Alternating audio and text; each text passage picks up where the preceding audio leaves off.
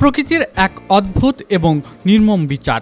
একদিকে পৃথিবীর বুকে নিজেদের সবচেয়ে শক্তিশালী দাবি করা এক অহংকারী রাষ্ট্র, আর অন্যদিকে পশ্চিমা অগ্রাসনের বিরুদ্ধে বুক চিতিয়ে লড়াই করা এক বিপ্লবী জাতি। 2026 সালের 4 জুলাই মার্কিন যুক্তরাষ্ট্রের 250তম স্বাধীনতা দিবস।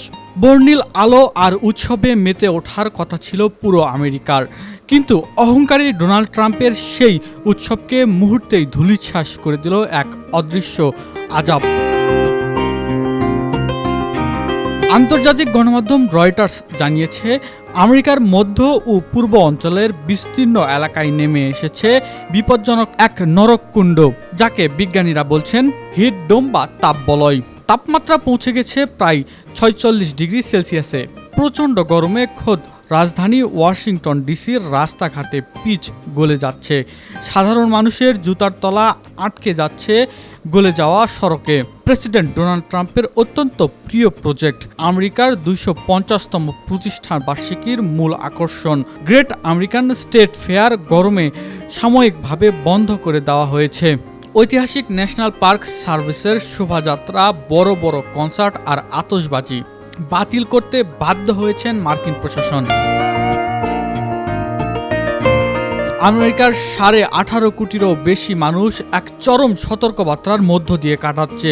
বিদ্যুৎ গ্রিডগুলো বিকল হয়ে যাচ্ছে, লাখ লাখ মানুষ অন্ধকারে। নিউ ইয়র্ক থেকে ফিলাডেলফিয়ার সব জায়গায় শুধু হাহাকার।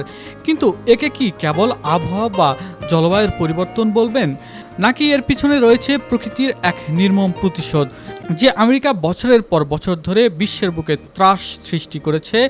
ড্রোন হামলা আর ষড়যন্ত্রের মাধ্যমে ইরানের সর্বোচ্চ নেতা আয়াতুল্লাহ আলী খামেনিকে হত্যা করেছে। আজ সেই আমেরিকার সাধারণ মানুষ নিজেদের স্বাধীনতা দিবস উদযাপনের জন্য ঘর থেকেই বের হতে পারছেন না। একেই কি বলা হয় আল্লাহর নিখুঁত বিচার? একটু চোখ ফেরানো যাক পৃথিবীর অন্য প্রান্তে, ইরানে।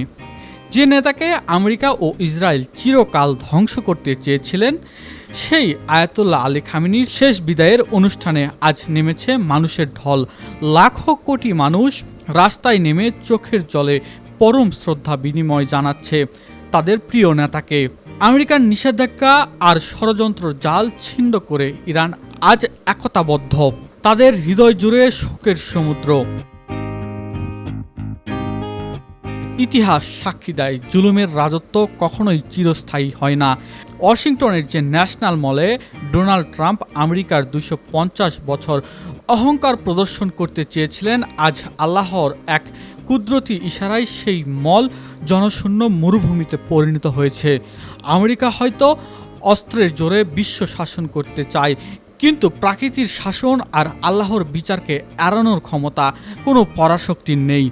ইরানের কান্নার রোল আজ বিপ্লবের শক্তিতে রূপ নিয়েছে, আর আমেরিকার উৎসব আনন্দ রূপ নিয়েছে তীব্র আতঙ্কে।